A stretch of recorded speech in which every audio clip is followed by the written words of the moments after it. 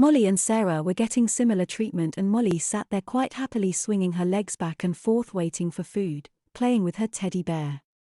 She wondered what was even on the menu. Sandwiches probably, or perhaps soup. Her carer walked over to her high chair and Molly had to admit she was a little disappointed to see a bowl of mush coming her way. Baby food. She should have expected that, really. It didn't look all that appetizing either. The worker pulled the teddy bear from her grasp and sat it down on a nearby table. Molly felt panic well up inside her and she instantly began to whimper. "Don't worry, Molly, you can have your bear back once you eat up all your num-nums, okay?" The worker cooed at the teenage baby. Molly stared over at her bear, not taking her eyes off of it, so she was completely unprepared for the first mouthful of baby food that was put to her lips.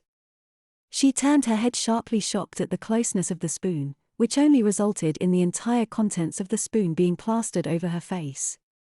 The look of shock on Molly's face must have been priceless because the worker chuckled quite loudly. "Oh, you messy thing. Pay attention, okay?" The worker made no attempt to clean Molly up. Instead, she dug out another spoonful from the bowl and held the spoon up high. "Here comes the aeroplane, knee." She swooped the spoon down towards Molly and Molly, prepared this time, opened her mouth and the spoonful went it. She closed her mouth and swallowed, then gagged. It was disgusting. Whatever it was, she didn't want any more. She stole a quick glance at Sarah and Jennifer. Jennifer had quietened down by this point and was quite happily being fed, same as Sarah. Another spoonful swooped down towards Molly and she clamped her mouth shut, shaking her head. Her carer looked deflated. Does baby not like her num-nums? Be a good girl, Molly, you need to eat to be a big girl. Molly shook her head more fiercely. The worker pushed the spoon into Molly's mouth but her teeth were clamped shut. The worker gently tickled Molly's feet and Molly let out a small giggle.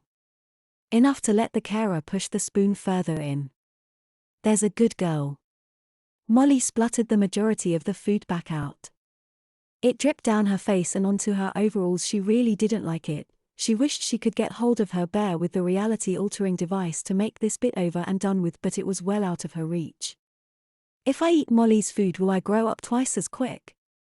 Jennifer asked hopefully. The worker shook her head. "No, Jennifer, this is Molly's food. It will only work on Molly, but if she just wants to be little forever, then I can't make her eat. She won't be able to go to big girl school." Sarah gasped in horror. Molly, you gotta eat." Molly grinned. The carer was trying infantile persuasion on her. Whilst that might work on Sarah or Jennifer, Molly was well aware of what was going on and she wasn't about to fall for it. She shook her head defiantly. The worker thought for a moment. "Molly, just eat 3 more spoonfuls and you can leave the rest." "Okay."